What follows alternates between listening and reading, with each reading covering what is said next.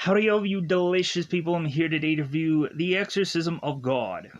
So, I went on and stumbled upon this movie, and I started watching certain videos about it. I'm like, okay, this could be something interesting to let people know that this exists. I want to make people aware that this movie isn't completely in English. There's some points, there's a pretty decent amount of this movie that is also in Spanish. So if people are to be bilingual, then check this movie out easily. Um, but really, I would recommend, hopefully, there is some app somewhere that can go on and give you like subtitles as well as you watching this film. And hopefully, I'll be able to recommend you an app to dare, in fact, be able to help you watch this for free, as well as going on and checking out this film anyways. Man, this movie did remind me a lot of The Exorcist. That's kind of like the easy, yeah, it's just gonna be just like The Exorcist. It's gonna be almost the same, because what can you do? But I actually liked this movie because it gives you more of like an adult approach to The Exorcist. But not only that, it does some really interesting things. I liked this movie so much more than a lot of like Conjuring films or a lot of just like Exorcist films that tend to just bore you to death. Um, I enjoy this movie, and not everybody will, because again, the whole there's English and there's Spanish, that could just really tick off people. Um, but really also um, people may go on and just not like this movie for how it could, one, actually scare you. This movie is actually scary. I was like, yeah, I'm liking these scares because it's not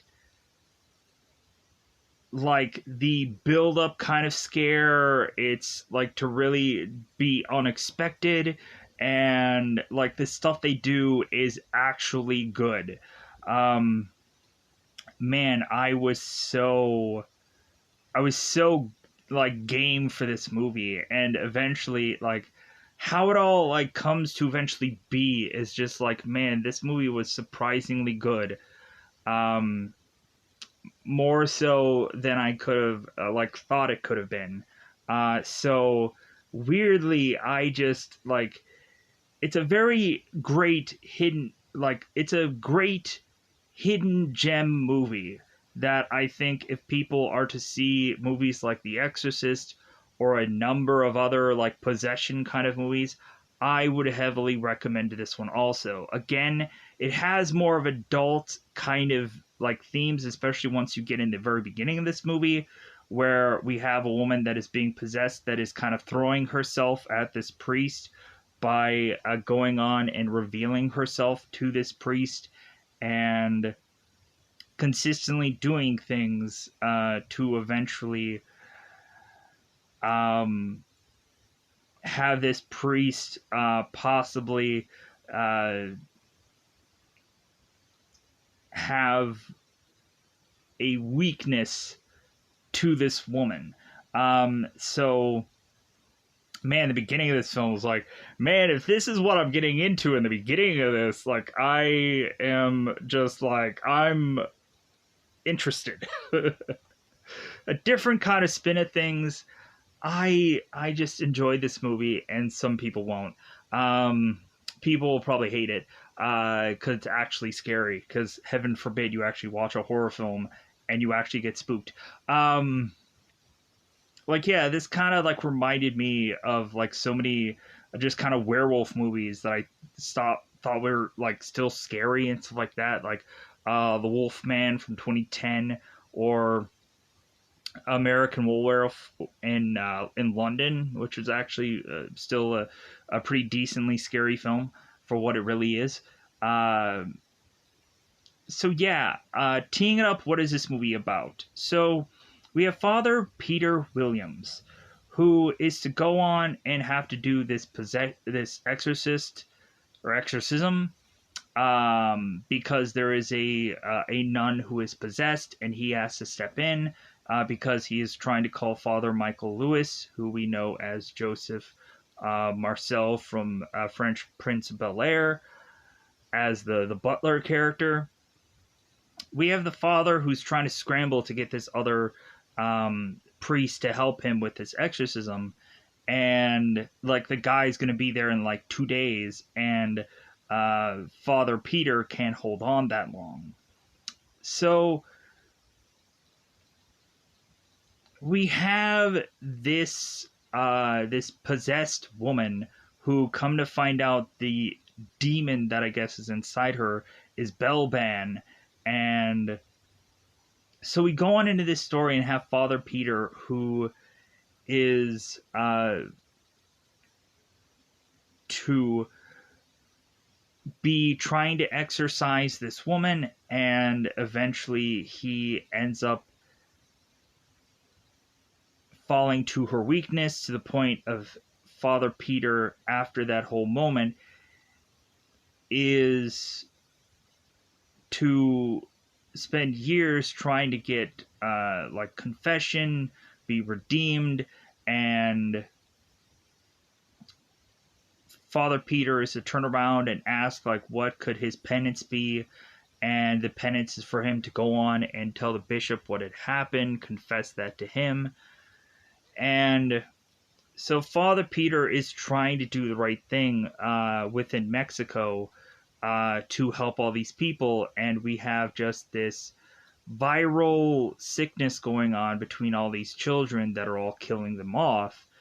And so, come to find out, Father Peter is to realize that this viral illness and this, again, another possessed person, is to be combined together. So, because they go on and they have this kind of third world prison where this possessed girl is to be hiding away of, and come to find out, Father Peter is somehow connected to the possessed person beyond just it being Belban yet again, who's coming after Father Peter. So this story, eventually, once we get to the very end, is so interesting, because not only are we having like the priest trying to exorcise the demon, but then also the demon is to try to turn around and exorcise God out of this priest. So that becomes this kind of very interesting like kind of turn of things. And I was just like, man, this movie, not only does it have scares, but there's actually some good things within it that makes it a very creative and interesting film. So definitely I would go on and have people check this out. There's some parts in this movie that does get a little risque, because again, it's definitely for an adult audience. There's some moments where you're gonna go and be like, ooh. But then also there is a interesting, if people are to like exorcism kind of movies or exorcist kind of films, then you kind of know what you're getting into. But this movie was surprisingly, for like a movie probably not a lot of people have heard of, it was really good. I just was so like, yeah, like I found another movie that was like a hidden gem thing, that I was like, wow, like this is actually a good Exorcist movie, because there's so many boring ones. But this one wasn't. So with that said, let's go into that double five time territory. It's about that time. Where can you go on and see this movie? Like, there's a lot of premium access stuff for this film. Amazon's, Vudu's, a number of things that I would just kind of weigh the price of it, because I think some of them are like $6.99 and $5.99. But here's also the thing. I'm going to go on and give you a couple apps that I hope you can find that eventually you can go on and hopefully see this movie. So going on to a Google search, I'll have you search the word C Movies app, so letter C. Hopefully you can go on and find this app via Google search, download it, and be able to say that you can see whatever you'd like. There's a lot of movies that you would have to have like premium access, or it would eventually get to you needing to have to pay for a ton of apps for a monthly fee for eventually to see like a small portion of things. So eventually you can go on into a kind of bootlegish like app and be able to see whatever you like for absolutely free. There'll be ads in between the movie, but like when really looking at it, the true benefit of it all is just that you can watch whatever you like for absolutely free. The next app, you can Google search the words Fox HD Movies. Regardless of what I say next, this might go out of your way to help or hinder you find this app quicker. It is what it is. So, for the title of this app will be different than the actual logo, because the logo will say Fox HD Movies, but the title will actually say Play 1080p HD Movies app, I believe. Because it's been a while since I've read the title, because I just had the app for a very long time. So hopefully you'll be able to go on and find this app, be able to download it, and then be able to see a number of things for absolutely free. Here's another one that you would Google search. That the title doesn't exactly match how the app is now, but let me get to this. So if you go into a Google search and search two words, TV Crush, you'll go on and you'll find an app that says HD Movies 1, 2, 3 movies and stuff like that's like the whole title. Eventually you can go and find an app with a HD Movies with a king crown off the side. Go ahead and download that kind of app, and hopefully dare in fact be able to watch The Exorcism of God with subtitles throughout the whole thing. So if you're an English speaking person, you can watch a whole entire movie with English subtitles, and more than likely I should have recommended that first, but like with as well as a number of these things, I would probably recommend that one the most, specifically for this movie. But like I said, because that's where I went to watch this movie, and just subtitles so that way I can get everything. So that way I know what's going on, especially when they go through the dialogues. Because a lot of times it's very iffy if you can actually get a subtitled movie in actual subtitle. Because a lot of times it doesn't always work out that way. So that's what just kind of sucks. So with that said, now let's just go into that double 5-time territory. Let's just go into spoilers about this movie. Let's go into spoil time. It's about the time you spoil this movie. So, in the very beginning of this film, we have a young Father Peter Williams that is to make it to this nun's home. And it seems that this doctor, who of course is to be Dr. Nelson, is saying that this girl is possibly going to die soon because her heart can't take her being possessed by this demon, Belban. So we have Father Peter, who is telling everybody to go on and leave this room so he can go on and exorcise this demon. And he is having this camcorder being placed so like he can see what all that like someone else can see what all that happened here, because Father Peter is calling Father Michael Lewis, asking like, hey, like, when are you going to be here, because this girl like needs to be exorcised now. And Father Michael Lewis is saying like, well, I'm 2 days out, like this is going to be this is going to be difficult for me to get here. So Father Peter has to take this into his own hands, and he needs to exorcise this demon. So we have, of course, this woman that is trying to use her wilds, let's just say, to go on and seduce Father Peter by starting to unbutton her pajamas that she is wearing, showing off herself, let's just say, and eventually going on and even like putting her fingers in her nethers to eventually try to sway Father Peter, because it seems that he has always had a attraction to this woman, and this demon is to, of course, have known that. So Father Peter was talking to Father Michael Lewis and was saying, like, well, hey, like, if this demon has one, like, little inkling, like, if you have one little crack of possible sin on you, like, this demon is going to whiff it out. So, like, if you're going to go on and you're going to go against this thing, like, hopefully, like, you've gone on to really just clean yourself of any kind of possible.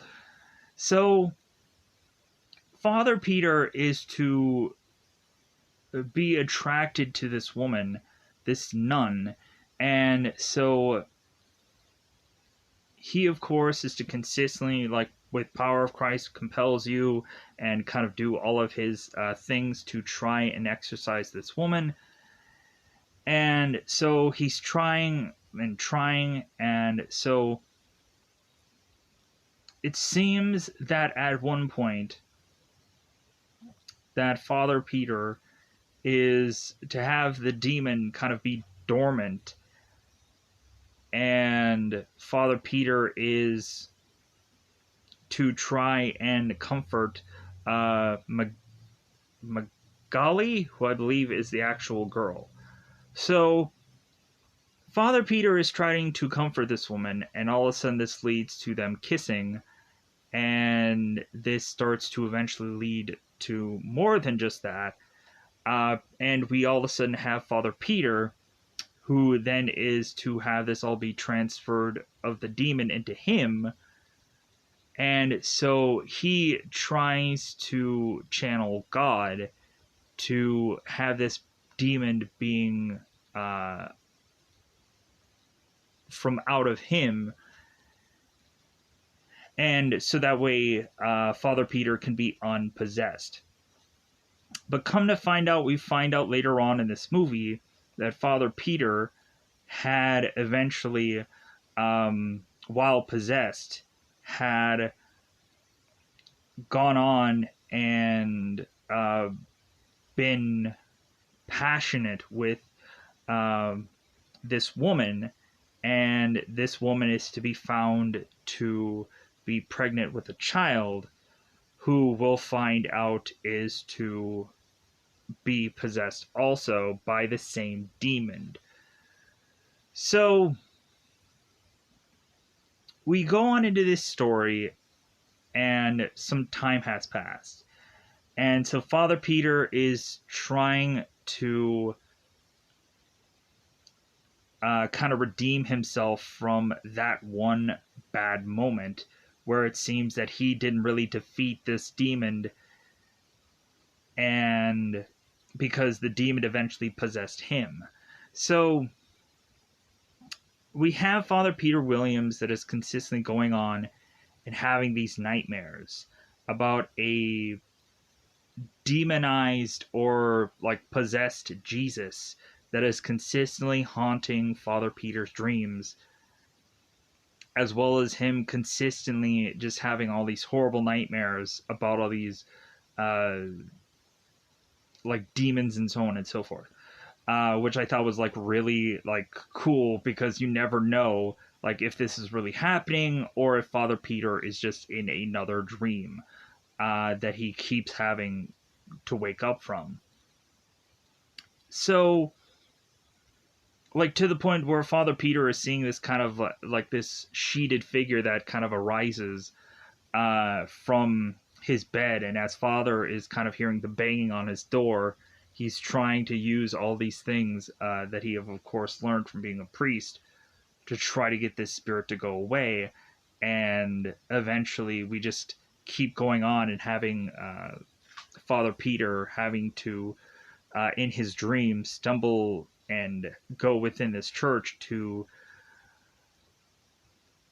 find a demonic Jesus, and he's also to try to go on to this confessional door to find that there is a demon like coming from behind him and it's trying to choke him, even to where Father Peter is to get choked within his bed, like from behind, which is really kind of a cool visual.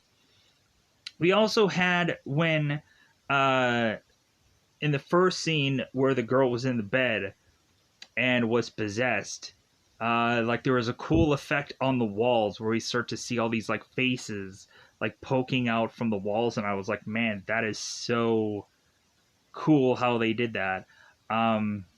Maybe it was a computer thing, maybe it was actual effects, but however they did that was really cool. So I kind of rushed through all the dream sequence stuff, but I just kind of wanted to get that out of the way because it doesn't like heavily affect like the rest of the film as far as story wise. So Father Peter is going on and he's delivering all these food to the unfortunate or the homeless or the people that are just poor. And so Father Peter at one point is to make a joke with one of the guys before they deliver this food. It's like, hey, you're drinking holy water, and the guy like spits it out, and it's like it was just a joke, and he's like, oh, okay, all right, well, son of a. So we have Father Peter that is to eventually go to this home where there is this kid Felipe who is sick, and so we have Father Peter that is asking for the kid's name, and the kid is to say that it's Felipe, and the mother's like, "Oh my God, like you really are a saint." Like, because like this kid probably is like so sick that he wouldn't have been able to get a word out. So Father Peter is to take this kid to his hospital wing within this church to have this nun like kind of put a cold towel on this kid's head, and so the nun is to mention to Father Peter that they had lost one of their kids. So all these kids are getting sick. It's a viral infection. There's nothing they can really do but just kind of like weigh it out. And so Father Peter Williams is wanting to talk to Dr. Nelson and is thinking that like there's probably a good reason why he can't go on and help his people, because of that one incident before that is still just kind of haunting him. And Dr. Nelson is saying like, well, hey, like if you go on and you confess to the bishop, there's a good chance you're going to get excommunicated, and then you're going to have to leave here, and then how are you going to help any of these people? How are you going to like help any of these children? And Father Peter Williams is like, well, that might be a chance that I might have to take. So Father Peter Williams goes on to meet up with this bishop, and Bishop Belusi. And so we have Father Peter Williams that is to have this tape. Like it's a VHS tape, so this probably tells you maybe how old this movie is, or maybe it doesn't. So he has this VHS tape that he's willing to almost give to this bishop, but the bishop is to go on and tell Father Peter, it's like, well, hey, like, it seems that your prayers have been answered, and I'm going to go on and give you some funding so you can be able to afford hospital equipment. And then Father Peter is to kind of put away the tape and not mention anything about it. So Father Peter goes on with all this medical equipment and is to come to this hospital wing where everybody's like, oh my God, like he got this money, this is great. But so we have this third world prison where we have this guard who's going on and collecting food for the day. And it seems that in some cases, some people have not been eating. And so the guard's like, okay, it's kind of weird. So we have it at one point where the guard is to try to take this food tray from one of the rooms, and come to find out the tray is just so outstretched that he has to kind of put his entire arm into this door opening.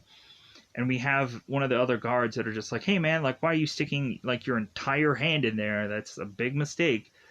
And come to find out, this guy is to start to get his hand like pulled away, and come to find out this guy ends up losing a couple of fingers, sadly. uh but really, like, that's not the gross moment of the film. There are some moments in this movie where I'm like, whoa, all right. Like, luckily that was like a thing that I saw like a couple of seconds, because that was kind of gross. So now we have this like warden of this prison who is now calling upon Peter Father Williams' help to desperately have him like exorcise this woman because they've tried everything else. So they call this like a third world prison, but I think all of these people are like mentally unstable people. So like I was kind of like trying to figure out if this is just a mental hospital or this is just like a prison. Like, I guess it could possibly be one and the same, because it seems that all of these possessed people don't have the right faculties anyways. So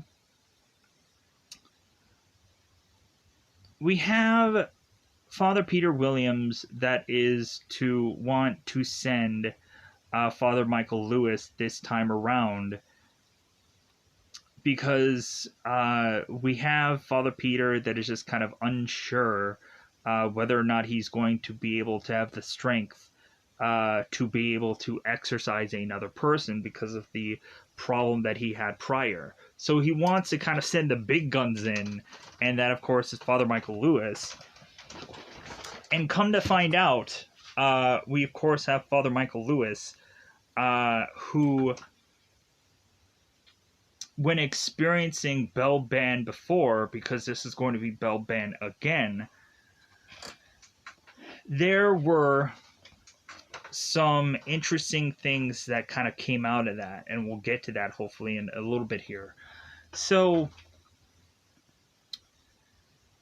we have Father Peter Williams that's going and waiting for Father Michael Lewis to come in there to see this possessed girl. So we have Esperanza, who is this possessed girl. And so when Father Michael Peters is to see that this is still Bellban within this girl, and the girl is to tell Father Peter that they've known one another before, and that it seems Esperanza is trying to again use her feminine wilds to try to have Father Peter remember who this is. Father Peter's like, oh my god, like, this is the same this is the same demon from before. So we have Father Michael Lewis who arrives, and so we have Father Michael Lewis who is talking to Father Peter, and come to find out, like, Father Michael Lewis, or Father Michael, let's just call him, is to eventually tell Father Peter, it's like, well, hey, like, you really have to go against this demon. Like, this isn't a normal demon. You really have to have, like, God inside you to really, like, put fear in this demon. Like, everything that you, like, you have to strongly, like, absurdly believe. And so we have Father Peter Williams that again is to falter because of that confession that he never gave. So that's why he's kind of losing a little bit of faith. And come to find out, Father Michael is to also have a secret from himself that is to also weaken him also. Because come to find out, both Father Michael and Father Peter had fought this demon before. And so what had happened was, Father Michael is to tell Father Peter that Father Michael had made a deal with Belban to save a child. But Father Michael, when he dies, is to have his soul be forfeit to hell. And eventually that kind of happens within this same movie.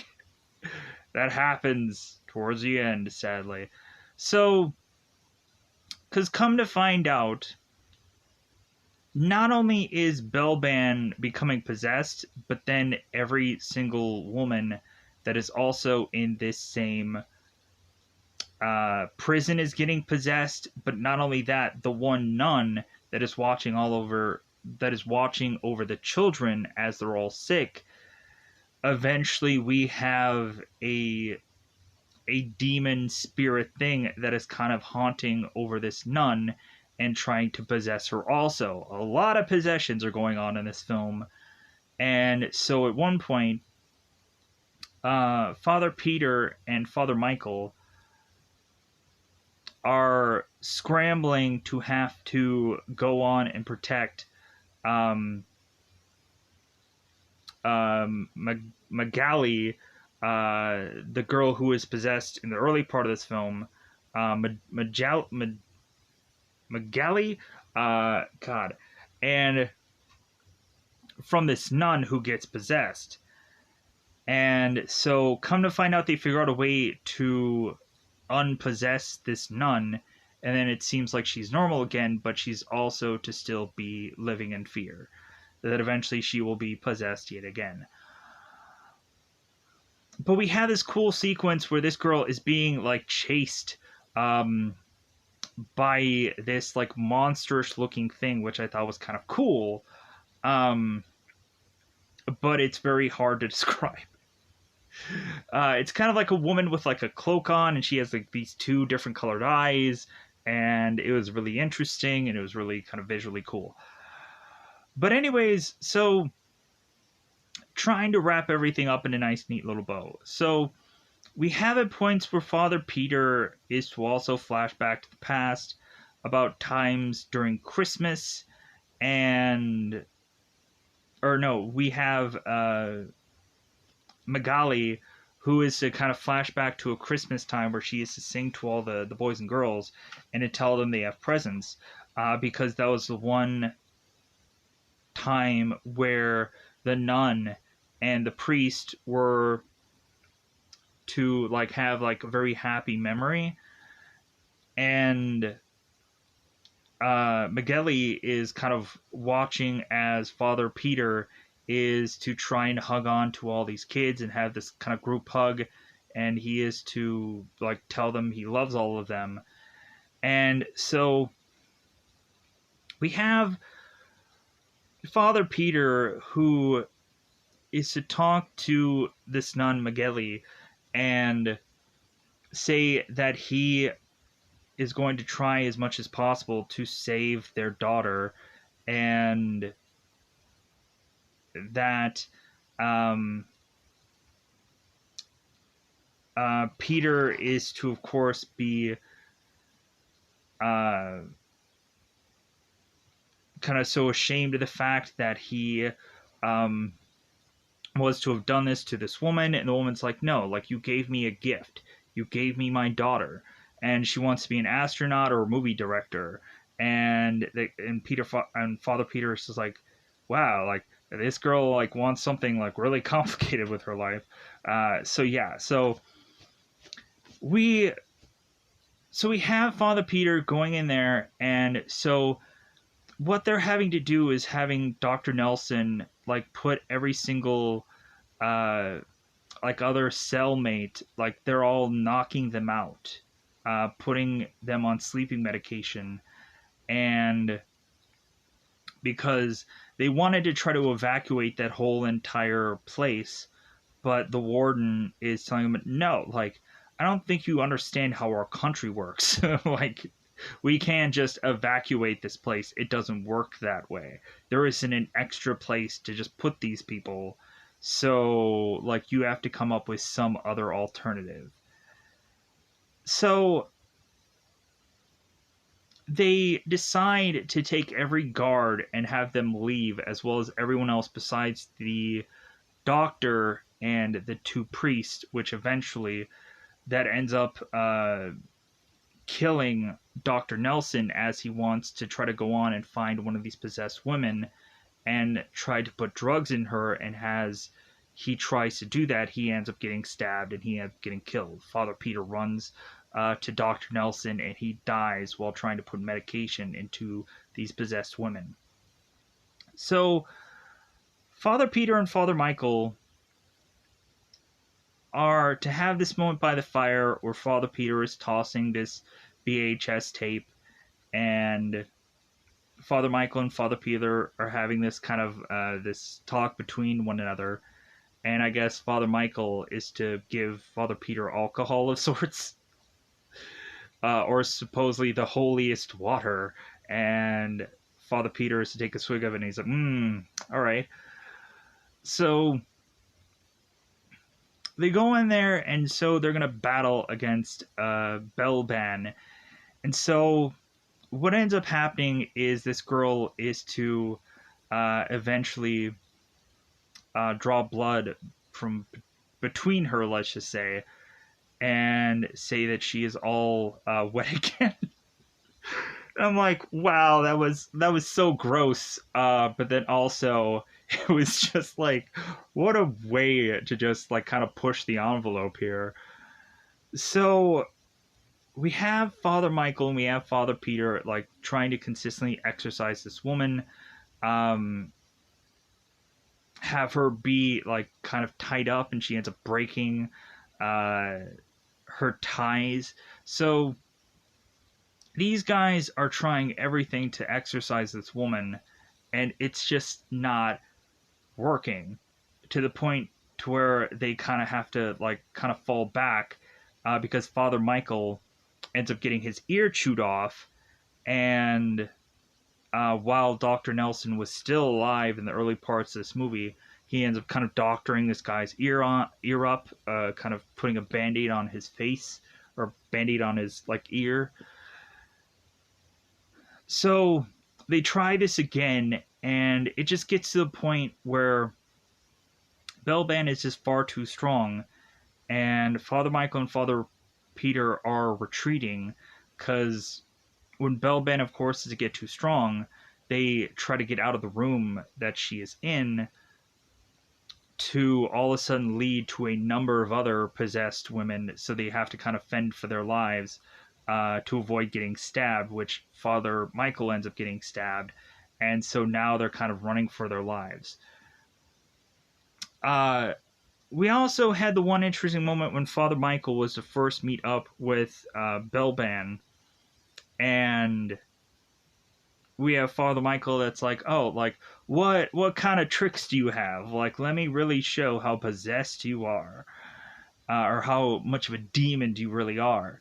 And so we have Belban who closes the door behind them. It's like, oh, telekinesis. Like, man, that's kind of weak. And so the girl like vomits like this green slime, and Father Michael's like, really? Like, that's all you got? Just really going on, and really just trying to get this demon really upset. Just like, man, you must be the lowest of the low, because you're the lowest. So, but now we go back to Father Michael and Father Peter, who are latching all these doors, running for their lives because these possessed women are coming after them. So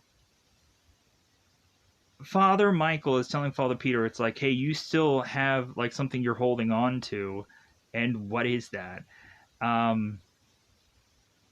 because if you don't let go to it or go from it, like there's no way that we can go on and exorcise Belban. It's going to be impossible.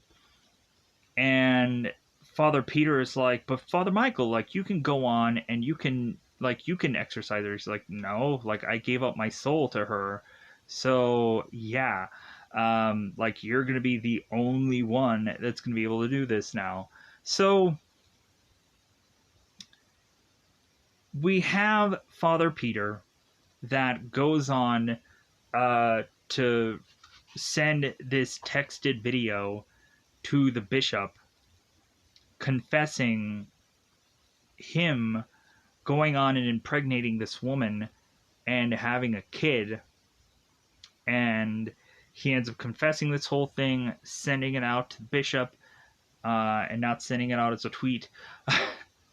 And so we have Father Peter that then is to go on and face these possessed women with now, like, has sending out this text, and so now he believes, to the point of him having this cross, and all the possessed women are like, oh my god, I'm so weak.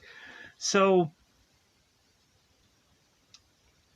we have Father Peter who's going up against Belban, and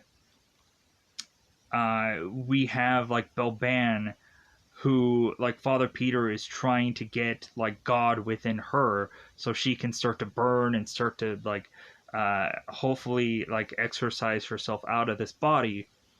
And so we have Belban who is trying to go on and force Father Peter into this chair, and her, as well as all the other possessed girls, are trying to exorcise God out of Father Peter. And so it's kind of like a race of who can, like, possess who first between the two of them, which I thought was really cool. And so finally what ends up happening is Father Michael was telling Father Peter, whatever you do, do not make a deal with Belban, like, because you're gonna regret it, or like it's like it's just gonna keep Belban alive in some way or another. And so whatever you do, like, don't make a deal with it, and don't feed it after midnight. It's gremlins all over again. There's always a rule with something. So Father Peter goes on and is talking to Belban, and Belban is to make this deal that Belban will go on and release himself out of this girl, as well as save all of the children that are almost about to die from their viral illness, if Father Peter is to exorcise God from without of him. And so Father Peter is like, so you're going to, like, you're never again going to possess any of these people ever again, and I'll save all of them. And Belban's like, yep. So Father Peter is to go on and say, deal.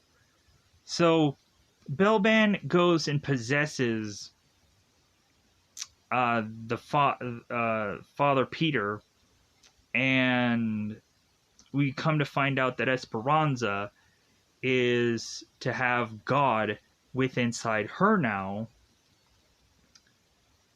And so what ends up happening at the end of this is Father Peter is to be treated as this hero, that he is to save all these people, and he is to go on and do this sermon, and eventually he talks to this bishop. And so the bishop is telling Father Peter, it's like, well, hey, it seems like we're gonna have a higher position waiting for you. And come to find out, we have Belban that is to, like, renounce his presence inside this priest. And come to find out now, Belban is to realize that his possible enemy in the future is probably Esperanza, and that's going to go on and probably lead to a sequel, if that ever is to really happen. So with that said, I think I covered most of this movie. But this movie is also fairly complicated, and as per usual, I tend to bounce around a lot, so I apologize, but otherwise, this, like every single movie, is always a very complicated thing where it's like, oh yeah, this one little thing here, and this one little piece here, and there's so many things going on. Eventually, once we get to a certain portion of this film. So it's easy in the beginning, but eventually it just kind of gets all over the place. Especially with all those dream sequences that end up getting played out for Father Peter, where and just things going on with a bunch of characters that they kind of just use to quickly have some kind of possessional thing, but then they try to go on and shift story here and that and that. I'm just kind of being all kind of rambly. So with that said, I'm gonna get out of here. Goodbye, everybody. Bye, everybody.